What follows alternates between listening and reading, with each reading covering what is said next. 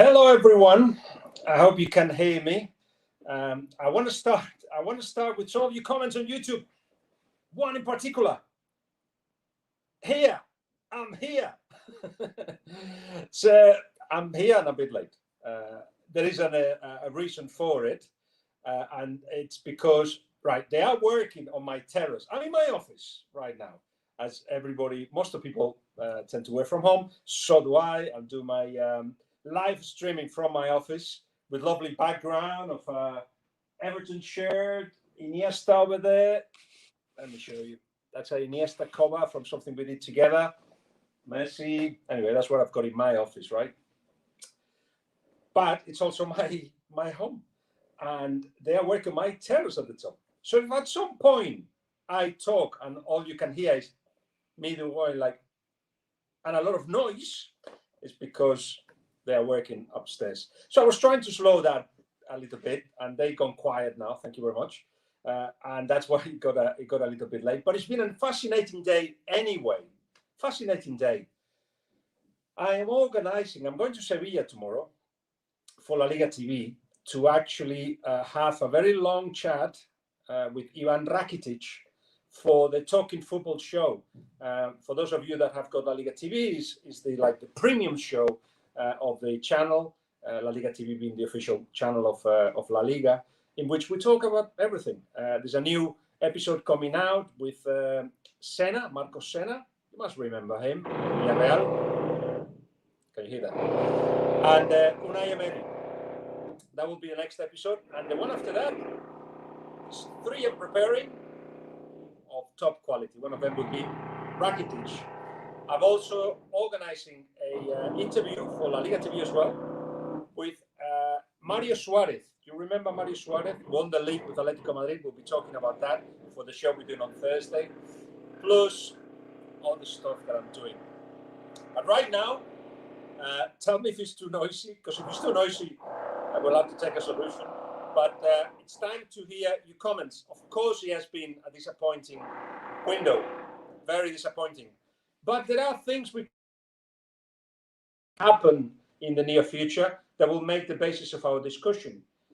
If you tell me, for instance, which has been the most exciting signing of this window, I would say Martin Odegaard, for sure, to Arsenal. But I'll give you another one, Jose Rodriguez. Jose Rodriguez, former Real Madrid, former PSG, he's gone back to Las Palmas, a player that had so much potential. He said himself, I'll win the Ballon d'Or. You should never say that, but he did say that. So I've got prepared questions from Twitter, questions from Instagram, and questions from YouTube. Let's start with those. David Sanchez. Thank you. Yeah, it's a new shirt that I started with this one. I've never had it before. It's got paintings. Can you see it? Pictures, paintings. So thank you very much for that. But the one that the first serious one after the first two we've done is from Xing Z123. Is Ramos leaving Real Madrid? So we could start with that one. Doesn't really have to do with the market now, because right now, because if I got here is the wrong place, isn't it? So if I get here, it's a much better place. By the way, you like my this is from the Pot, Pure Football Podcast, and now it's part of my microphone. So Ramos, every week we talk about Ramos, but every week something new happens. The latest we said was that Sergio Ramos was not in the market. That's why I'm saying it doesn't necessarily have to do with the market that just closed. He was not in the market because he was waiting for the offer, written offer, and details of it, of Real Madrid. Real Madrid are saying he knows what we can offer. And what they can offer is the same that he's earning now. Some people say it's 12 million net. Some people say it's 14.5 million net. Same, minus 10%, because they want to reduce the wages of everyone. And 2 years. Sergio Ramos are saying, I want the same. Real Madrid are saying, if it's the same, it'll only be 1 year. There's a pandemic, there's a crisis going on. Right now, they're miles away. And right now, both sides are using the media to come out with lines like PSG want him. Manchester United want him. And that doesn't necessarily comes from Sergio Ramos. Until now, my belief is that it's still not in the market. In a couple of weeks, especially at the end of February, we'll be talking differently. But right now, he's not in the market. So he's not negotiating anything. He's waiting for Real Madrid, right? But the other side, Real Madrid, may come out with lines like that Manchester United want him, even if it's not true at the moment, because it's a way of saying he's got opportunities to go. He can go. It is something that maybe he will consider, preparing the fans for the departure of Sergio Ramos, and maybe blaming the player for his departure, saying, look, he was already negotiated with Manchester United. By the way, out of all the times that he's been linked to Manchester United, there was only one in which he said yes to Manchester United, and was few days before he renewed his contract with Real Madrid. He said yes to Manchester United. And then he renewed his contract because he changed his mind. He had decided to leave. That time when he renewed his contract, was it 2017? Basically, he said, I will stay for Real Madrid at Real Madrid for free. Not true. He's not staying at Real Madrid for free. What else have we got? For instance, we've got, Amba Scooby says, Messi is he coming to Manchester City? This is from Facebook, and there is no answer. Oh, you'll say, you'll be all disappointed, because you cannot answer something that hasn't happened, not in that it may not happen, but quite clearly there is still only two things that are true in the situation of Messi and Barcelona and his future. He's not happy with the details of his contract being out, and I'm sure we can put one or two questions on that, because I will deal with his contract as well. Some of them came from Instagram. Basically, he's not happy with the fact that details of his contract, as Andre Barnum says, do you think this is the last straw for Messi? Will he go in the summer? In terms of the contract being out, let's put the whole and Marshy as well, Boxing Grave, who leaked Messi's contract, I it away to make sure he definitely leaves in the summer. Let me tell you what I know about the contract, and I will link it to his future as well. That contract has been in many hands. That is, by the way, the cover of the newspaper that put the details of his contract. They're still doing stories on it today, but that was 3 days ago. 555 million. It says the pharaonic contract, the huge contract of Messi that bankrupts Barcelona. My problem with it is that, yeah, great news for the paper that they actually got details of the contract, and if they were given it, and we'll go into the whodunit, although I can tell you in advance that nobody knows. But my problem is the editorialization of the headline, because the contract with Messi is not what has bankrupt Barcelona. It's the 400 million they spent on Dembele, on Coutinho, the fact that on Griezmann as well, the fact that they renewed the contract of players that didn't deserve at the level that they renewed them for, because they were winning things. They wanted to keep the same players, and nobody was brave enough to give either shorter contracts or contracts that were more linked to performances, because some of the performances of those players with big contracts haven't been the greatest. Just generally, it was a board that did not take the right decisions financially. This is not what bankrupts Barcelona, but it is an image of what we think of the people that do well and earn money in Spain. We're jealous. We're very jealous. So by putting this number, which by the way is not the exact figure, it is the exact figure that he would get if all the add-on were paid, but because some of them cannot be paid as the targets have not been met, it is more closer to 515 million. This is from 2017 to now. This is the cost of Messi's contract. But we're jealous. We're jealous of people that do well. And so, for instance, in the United States, if somebody put the contract of Michael Jordan when he was at Chicago Bulls, it'd be like, bravo, he ends that. Of course he ends that. He is so important to the side. So is Messi. I put a tweet out with lots of details that explain why they should be paying him that or more. I'm going to very quickly go to it. Sorry to my team because I didn't prepare them for this, but I think it's worthwhile mentioning. Of course, World Player, 2009, FIFA the Best 2019, 6 Ballon d'Ors, 6 Golden Boots for the best goal scorer, 650 goals, 260 assists, 755 games, the best goal scorer in the history of the league. It goes on and on and on. What I'm saying with that is that Barcelona had to pay more than anybody else for the best player in the world, clearly. So it's not so much that has bankrupt Barcelona, as I'm saying. It's just the bad management of the club. But what's the intention of publishing that? No, the intention of publishing that is clearly, from the journalistic point of view, bravo. You've been given this and you put it out. But who leaked it and why? I insist, nobody knows. That's the first thing to say. Nobody knows. But Messi is going to take to court, is going to file a complaint against those that, Solem to them was asking about it, for instance. He's going to file a complaint against those that have had it in their hands. That means the CEO, the vice president, the president of Barcelona, the lawyers that were involved. But then the problem is, it goes on, and it's also been managed by La Liga.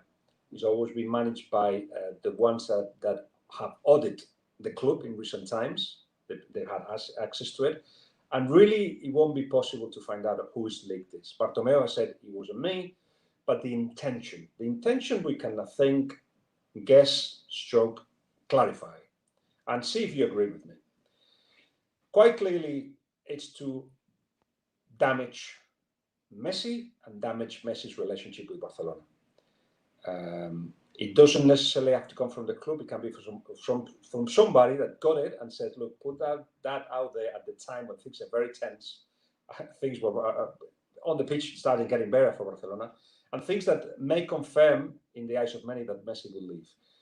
Well, I can tell you, it doesn't confirm that he will leave, but he's still thinking of leaving. Right now, this is where we stand. He's thinking of leaving. PSG more favorites than City. That's dealing with the future. Both feel that they can pay for the cost of having him, which won't be any close to those figures. Basically, 138 million euros gross, about 70 million euros net, if all the add-on were included. Nobody can pay that. Nobody can pay that. I mean, Neymar earns 37 million net. Ronaldo, 30 million net. I think Mbappe is about 21, but they want to renew his contract to get to 32 million net. Around that, he may be able to earn both at PSG and City. Both of them thinking, we hope it's us. But Laporta insists, and he's more clear about it in recent times. Remember, Jan Laporta favored to win the elections, and I think there's one or two questions about the elections as well. And Jan Laporta still being the favorite. I think he will continue being the favorite until the end. In fact, Pra1402 is asking about that. Do you believe Laporta will maintain his edge until the 7th of March? That's when the elections are. I do believe he will. And he keeps saying more openly than ever that he thinks he can convince Messi to change his mind. He thinks he can convince Messi to change his mind, which means that he's made his mind up of leaving. We will see. Again, that's the hope of Laporta, who has got direct contact with Messi. Messi likes Laporta. If he became the chairman, there will be the possibility of convincing, so Laporta thinks. But remember that interview that I transcribed live for you in this channel with Jordi Évole. Messi said one thing, which is that for Barcelona to compete at the top, they need 3 or 4 top players. But he's aware that those top players cannot be bought by Barcelona. So he will be the leader of a team that will have Ansu Fati, Araujo, Pedri, some will add Ricky Puig. I wouldn't, but in any case, he will be useful to the side. You're talking about a side that will improve, but full of youngsters. And yes, the young as well. The leader there is Ter Stegen, great goalkeeper. Piqué will come back. Decent mixture, but not one to compete at the top. Griezmann, let's not forget. Coutinho, who doesn't seem to get to his best level there. Dembele, who's getting good, but I think somebody asked about Dembele and his future. And it would be good to put that up, because Dembele's future is a little bit, that's Ahir Mahmoud, says, would Barca renew Dembele's contract, considering he's been one of the best players this season? Sorry, this is becoming a little bit of a Barcelona live streaming, but we'll change the subject in a minute. And yes, Barcelona haven't called Dembele to renew his contract yet, and Dembele is not in a rush to do so. Right now, he's thinking of leaving at the end of his contract, which is, if not mistaken, he's got a year and a half left in his contract yet. So it will depend on everything. Now that he's trying to get his life right, that he doesn't spend, plays the PlayStation until 3 in the morning and eats the wrong kind of food. Now that he's adjusting to his professional life, well, right now he's thinking, maybe I don't want to be here. He's not appreciated by many. I'll tell you that. I think he feels that too. So we've done enough of Barcelona, haven't we? Or let's see what we get on YouTube. And Mauricio Torres says, sorry, but it's time for Messi to leave Barcelona. Needs to challenge himself in a different league. Oh, let me deal with that. Right? Because that's one of the comments on YouTube. And thank you very much for being here, first of all, and for spending time with me. If I start talking football, I talk football for hours, but I won't keep you forever. But anyways, Mauricio Torres, there's this thinking that to actually be a good player, you have to go to different teams. Why? You're saying that Pelé wasn't a good player, that Puyol wasn't a good player. Challenge. Why challenge to other leagues? Shall I remind you what he's won with Barcelona? No, you don't need to. And he's done it in one club. Isn't that to be admired as well? This idea that you have to change clubs comes, I guess, from the fact that everybody in their own leagues, or the leagues that they like, they think they're the best league, and they need to get the best players. That is a big feeling in the Premier League. When they come, it's like they've never done anything before. They only start leading when they come to the Premier League.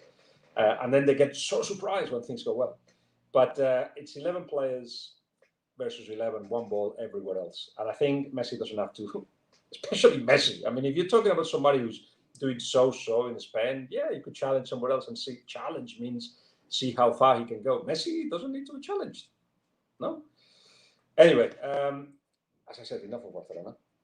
I've been sent by email some of your questions. There is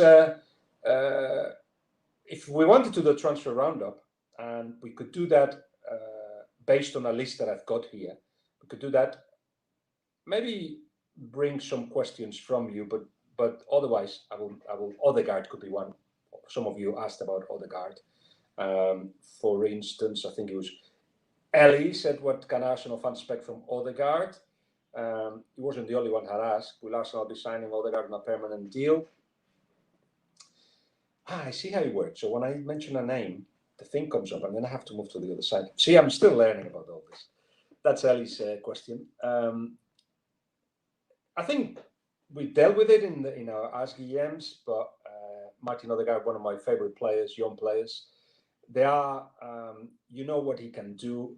Partly because I put a tweet out there, an interview I did with him, in which I spoke to him on the pitch about his role, how he positions himself, how he sees his best strength. And his best strength is to get the ball in the difficult parts of the pitch, which is on the edge of the box, surrounded by players. And he's very good because he's very intelligent. He's a sponge, as Solari, his former manager at Castilla, Real Madrid, told me. He's like a sponge. I spent a lot of hours with him to try to understand his role. And he likes to receive the ball there, position himself in the right way, control the ball with one foot and drive it with the other. He's able to do that as well. But look for him. What I saw in the 8-9 minutes that he played with Arsenal is that not everybody looked for him, but that's normal. It will happen. You will see that with him, the move makes much more sense. This is a very good question from Art and Elliot. What are the chances of Arsenal signing Odegaard on a permanent deal? 0, I think. Because Real Madrid, and now we can go see how we do this. Real Madrid need to build a future based on the youngsters that they bought, right? By the way, I wish the best of health to Florentino Perez, who has confirmed today to be positive of COVID. And I hope he's okay. But that's links to the future of Zidane that also we got questions from some of you about that. The idea was always, from the moment that Zidane arrived, was for actually him to accept that there are new players that he had to accommodate in the team. Yes, they will renew Kroos and Modric and whatever. The Madridisque is asking, do you see Zidane being replaced? Will Madrid have the finances to revamp their squad this summer? They put it out there the line to some journalists close to the top that they will revamp the squad. They won't. They don't have the money. Their gross debt is very big, about 400 million euros. They cannot even they cannot even convince Sergio Ramos to stay at the moment. The idea was to get these youngsters to become regulars by now, or at least to have enough minutes. Zidane thinks, but I have to win. So it's going to be Casemiro and Modric and Kroos and Sergio Ramos, of course, and Varane. And so Real Madrid has put to Zidane, and this is a game you could do at your homes, a really good 11 of youngsters. I haven't prepared this, but Lunin on goal, Militao centre-back, Odriozola right-back. Mendy is the only one that has arrived that is making an impact. But then in the middle, you've got, or you had, Marcos Llorente, who was sold to Atletico Madrid. Hakimi could have been the left back as well, but he's been sold to Inter. You've got Odegaard, who doesn't get minutes, so he has to go. You've got Jovic, who had to go to Inter Frankfurt because he wasn't getting the minutes either. Rodrigo and Vinicius as well, completely out of form and confidence. Valverde is injured now. Valverde hasn't been a regular either, and in my eyes, he should be. So Zidane has proven, or has decided, I think, that while he is the Real Madrid manager, and I don't think he will be the next season, while he is the Real Madrid manager, he'll do it his way. Sherlock Shadman asked who will be the next Real Madrid manager, and we'll deal with that. But he thinks, yeah, you want me to adapt these players to the first team and to be regulars, but you want me to win at the same time, so I have to take a decision. And the decision has been quite clearly, well, I'll do it with the ones that I think they respond to me. Is it too dark? Then wait.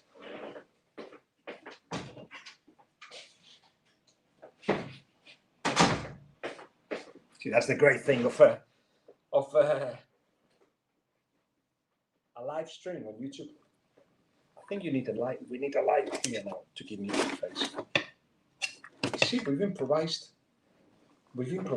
a studio, little studio. Now I'm a bit burned. What do you think? What do you think? You done well? Anyway, who will replace him? The impression we've got is that it could be Raúl González, who of course is the legend of Real Madrid, and who we all feel he will be given the chance to step up. Pochettino could have been the one. He's now at PSG, and I think Raúl could be the next one. But we still got to see what happens. It's not so much about winning the Champions League; it's how they get knocked out of the Champions League or how they not win it, which will make Zidane lose his job. That is, if he doesn't lose games against Huesca, for instance, bottom of the table, and then Real Madrid confirmed the impression they've got that the players are not responding so much to Zidane these days. What else? Eric Garcia, for instance, we can touch on him because Eric Garcia was somebody that you've been asking in the last few weeks, and of course he hasn't gone, even though, and this is interesting, he offered. Oh, we come back to Barcelona. Well, it's Manchester City as well, so you bear with me. I don't know if I like the fact that there is a light just cutting my. Is it better? So Eric Garcia was willing to come to Barcelona, earning 0 until next season. I don't think he will lose money. Probably he will have put his wages into next season, but it would have been, you don't have to pay me wages until next season, which was interesting. And I think it would have been just about 200,000 euros that City would have taken for him, but 5 to 7 million euros more that they would have been paid in the future. So Victor Font, one of the candidates, said, let's get him now. It's free. We can deal with these kind of players. And in partly he was right, because clearly they will have to get him and other players that will cost money next season. And if the payment was next season, why not?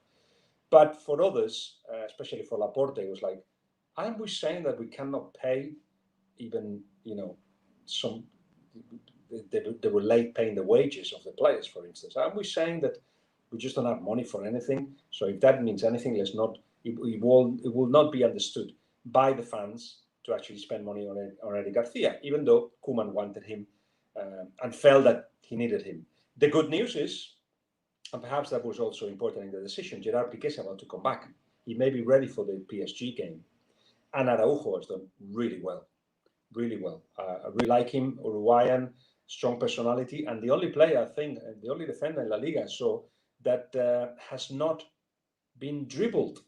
Nobody's passed him, which is a really good stat. Alaba, we can deal with Alaba because I keep telling you the story more or less how it's all advancing, but the latest we hear is Bayern Munich saying that he's definitely leaving. We knew that. Also, I think it was Rummenigge who said that I don't know if he goes to Real Madrid, but it will make sense. That gets transformed into the Madrid press into he's going to Real Madrid, and he hasn't decided yet. Jose was saying Alaba signed for a Spanish giant. I tell you, he's thinking up till this point, and he has not decided. He's got offers from the top seven sides in Europe, and yes, it includes Liverpool, Manchester United, Manchester City, Chelsea, Arsenal, it's more than 7, I think. PSG, Real Madrid, Barcelona. That's 8. Although some would say that some of the clubs I mentioned, they're not great in Europe. I disagree. They're historical clubs, big clubs. Anyway, anybody wants him. His idea was, I want to go to Spain. I want to go to Barcelona or to Real Madrid. And both Victor Font and Laporta would like to convince him to come to Barcelona. Then the ones that were really interested were Real Madrid. But he has seen that these two clubs at the moment are struggling, that he's not so convinced about what comes next for them. For instance, we don't know if Messi is going to stay in Barcelona. But he thought, look at that. If Neymar stays, and Neymar is about to come this week, we'll hear, I think this week, next week the most, that he's going to renew his contract. He already advanced that in a few days. And that's a tweet that we've seen. It comes from Marcelo Beckler. Beckler is the journalist that actually told us about the problems of announced the Burofax that Messi was going to put out there, was going to announce, was going to tell Barcelona he wanted to leave, and a few other things. I think he was involved as well when Neymar left Barcelona. So it could be officialized this week. Interestingly enough, of course, Neymar is saying, come on, Mbappe, stay on. Mbappe, a week ago, after the Montpellier game, said, well, if I stay, I'll stay for a few years at PSG, which it's a change of the discourse of what he has been saying so far. So everybody's realizing that both Barcelona and Madrid have got difficulties to put the packages together that make it interesting for them. And if Neymar stays as PSG, in my eyes, means that he thinks there's a big possibility of Messi also making it. Neymar was never going to go back to Barcelona anyway, but the pool of Neymar and Mbappe together for a few more years will definitely bring Messi. Let's see what happens with financial fair play, but PSG are saying that they actually can afford it, but it means reducing the cost or the quality as well of the rest of the squad. This goes back to Alaba. Alaba thinks, go to PSG and play with Neymar and Mbappe. Who knows, even Messi. So he wants to see how everything develops before he takes his decision. So Marca published in the cover recently, definitely going to Real Madrid, not the case. May still be true. Right now, not the case. Do you want to know a little bit about Willian Jose? Because we go back before we go back to some of your questions as well. I'm so glad that the guys at the top have stopped working because I don't think you could hear me much. William Jose to Wolves. What can he add? William Jose, in my eyes, is a striker that requires quite a lot of service to score goals. One-touch player. You won't see him doing much inside the box, even less outside the box, but can hold the ball, very strong, can distribute it. And he scores 10, 11 to 15 goals per season. So if he gives Wolves 5, 6, 7 goals this season, what's left of it, it will be a good replacement for Raúl Jiménez. And after that, Real Sociedad don't want him to go back. So there'll be the chance of buying him. So good addition. He needed to go back. Why? Because he needed to leave Real Sociedad because he had the chance to go to Spurs. And because he thought he was going to Spurs, he was convinced that he was going to Spurs, he decided not to join the collab of this team of Real Sociedad in a cup game against Espanyol. He decided not to go. Since then, he really didn't recover. You could say in his body language that things weren't actually working for him. He was melancholic. And then, a month and a half later, this was last January, a year ago, a month and a half later, Dembele gets injured and Barcelona can sign a striker and they contact him. And he thought he was going to Barcelona. It didn't happen. They went for Braithwaite. So, there is all that means that mentally he wasn't at Real Sociedad anymore, even though his last game he scored a couple of goals in the cup. So there you are. That's basically William Jose. Good signing, definitely. Now, I've got Instagram questions. Somebody asking, cats or dogs? Fantastic fresh. Oh, there it is. Cats, but I cannot have cats because I'm allergic to cats. I don't like dogs. Dogs are too human. To have a dog and talk to a dog, talk to a human. But you need to talk to dogs because they're like human. Not my thing. Cats, I love them. Do you know why? Because they're on their own. They don't need you, and they let you know all the time. They don't need you. Independent, like I am myself. What else can we get?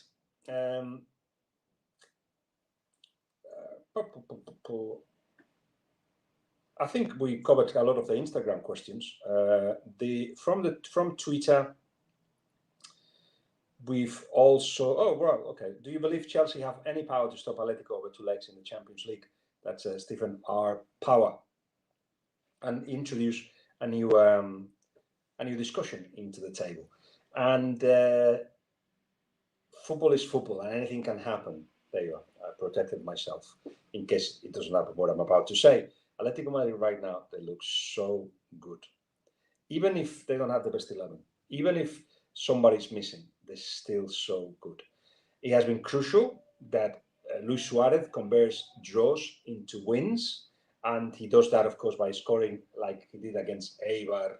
I think it was against Huesca in the last minutes of the games.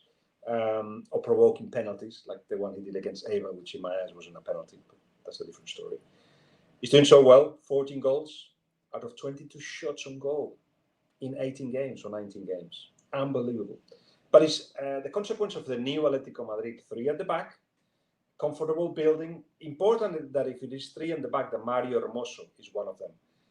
He was missing because of COVID, but he will be back, will be ready for Chelsea, hopefully. Because he is the best player building from the back. It's important that Carrasco is the left winger, but if not, they've got Lodi there, Lemar doing so well between the lines, Correa as well. Joao Felix has to improve his level, but he always adds something. And of course, Marcos Llorente on the right-hand side, either as a winger, but mostly almost like a second forward, close in. Saul scored, and I hope he gets better. Koke doing well at centre midfield as well. Jimenez, one of the best centre-backs around, but struggling with injuries. Too tough, too strong, too consistent, too many weapons, too many good players. For this Chelsea side, that will get better. I really trust Tuchel to make this Chelsea much better. But I don't think we're there. Talking about Tuchel, there's another interesting question from Gareth, and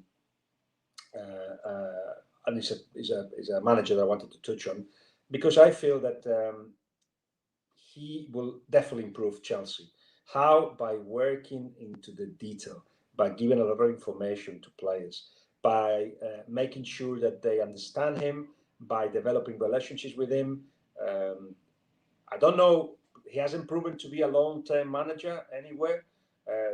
He's a strong-willed man and stubborn even. But because he's got that stubbornness, he will insist and insist and insist on ideas that have to come into equation and make Chelsea better. There's a question from Gareth that goes into that. Has there ever been a time where so many elite managers have been in a single league before? Tuchel, Klopp, Ancelotti, Mourinho, Guardiola, Bielsa? And I don't think so. I think it's fantastic. It doesn't mean that the games are fantastic, because right now, and let me tell you a little story about, I've been talking to a lot of managers and coaches about the pandemic and what it means and how it affects the sides. And I've touched on it in one or two of the Ask Guillems. Basically, it affects first and foremost the big sides, because the big players need the big stage, the big audience to show that they are the best. I'm thinking of so many, but Neymar comes to mind, Mbappe as well. Also, referees get influenced in big stadiums, so it's much more balance, which gives opportunity to smaller teams when they go to the Camp Nou or to the Santiago Bernabeu.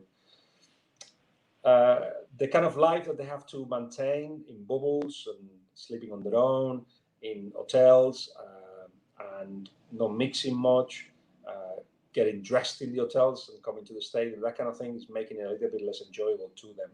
But the lack of tension from the fans means that in the warm-ups even you can notice that there is a lack of concentration. You are concentrated, but to actually be at your best, you have to be this much concentrated. He hardly ever gets there, which goes in some cases for a spectacular football, like we saw in Boxing Day, for instance, but generally a lot of mistakes, which doesn't allow teams to perform at their best. We miss you. We terribly miss you, and I hope that there are more fans soon into stadiums. Let's get a couple more from YouTube, and then we'll close that. So let me think. Mike Connor is talking about, what do you think of the French TV situation and how it will affect LFP, Ligue 1, and PSG? And that's a really, really good question. It's been negotiated. It's been offers have been put on the table, but I think it's been Sport and Canal Plus, the big channels anyway in France, have not entered that equation. Not with there won't be the kind of money that there was before, and of course that will reduce the income. Reduces the income, affects financial fair play. That's why nobody can say this or that thing will happen. Before the pandemic, for instance, I said Mbappé to Real Madrid, and I remember somebody asked me about the 10 in the year 2010, the best 11 in 10 years' time from La Liga, and included Mbappé. But now the situation has changed so much that there are no logic answers to this thing. So the French league will be affected.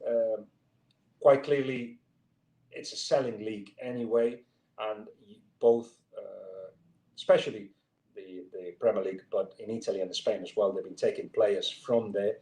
So it'll be an opportunity to get some of those youngsters that haven't fully developed for not a lot of money, perhaps, but it just makes the French league weaker. There's no doubt about it. But PSG feel that they can renew the contract of Mbappé, they can renew the contract of Neymar, and somehow they can convince Messi to come and also be able to pay for them. So we'll have to keep an eye on how they do that. Let's see what else.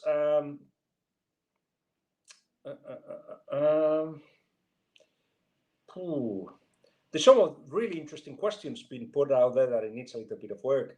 Like, I would like to find out what the best under 23s or top 3 under 21 talents in the Premier League are. I'd like to look into that and come back to you on that. That was a question by Albizi. How do you rate? Let me finish with this one, right? Laia Leon. How do you rate Arteta as a manager? I've already written a couple of pieces on the BBC webpage. My best writing, for those of you that may be interested in it is either in my books, and there'll be a book on Maradona coming out in mid-June in English and the end of June in Spanish. And also it's going to be published, that I know of, in Portuguese, French, Italian, Slovenian, Polish, and a few more. Dutch, did I say that one? So that's my best writing. And then the webpage on the BBC. I really enjoy doing those long pieces. I'm preparing one. No, I better not tell you, just in case it doesn't come off, because it's quite an explosive one. We'll see. We'll see. But I did a couple on Arteta. I trust him as a manager, and I know him personally, so I'm biased, but I'm well informed as well. I see how he works. I see what's behind his thinking of becoming a manager. I see who works with him, and I see an Arsenal side that seems more orderly, seems more, how can I put it, closer to what Arteta wants, but is nowhere near what Arteta wants. And I wrote it in the last article for the BBC. There are glimpses of an Arteta side, but still not 90 minutes of it. Now, we won everything yesterday, don't we? We want everything to come off good yesterday, and that doesn't happen like that. He needs time. He needs time to develop. I am looking forward to see the developing, because I'm one of the old-fashioned people that I like, enjoy process, enjoy developing, and enjoy watching it closely. And if you enjoy that too, let me know, because I will write regularly, I think, about what Arteta is producing there and how he's doing it. If you're interested in that, let me know, because I will do that. Listen, I cannot believe that we've been 42 minutes at it already, and that we've done it just about when the work is upstairs and finished too. I really enjoy doing this live streaming now, especially now that I'm able to read your comments live when they come through YouTube. So I think we'll be doing this every now and again if you think it's a good idea. Remember to subscribe, of course. I'm sure most of you are anyway. Check the Pure Football podcast, the last pod on with Jamie Carragher, the last before that with Cesc Fabregas were superb. I felt, because of them, not so much because of me. And I'm preparing one. I've interviewed, listen to this, I've interviewed the three candidates to the elections of Barcelona in English: Victor Font, Toni Freixa, and Joan Laporta. And I've asked them the same 5 questions. Future of Messi, see if I remember the questions now. Future of Messi, European Super League, are Barcelona bankrupt? What will they do for them to become physically, financially strong? That's the same question. What's the sporting idea behind what they want to do? And will they sell parts of Barcelona? Because for some of you, this may not be interesting, but one of the lines they don't want to cross is that they want the club to be in the hands of the season ticket holders. By selling parts of Barcelona, you start bringing private equity into it and changes the goalpost. And the answers were very, very interesting. Some more than others, but in any case, I'll put all that together in a pot. It'll be on YouTube as well, and there are other content that I'm trying to create for you. So that's it. I'll leave it there just before it becomes 45 minutes. I've enjoyed it. Keep well, and be safe, and girls and boys, make sure that you are happy. Speak to you soon. Bye-bye.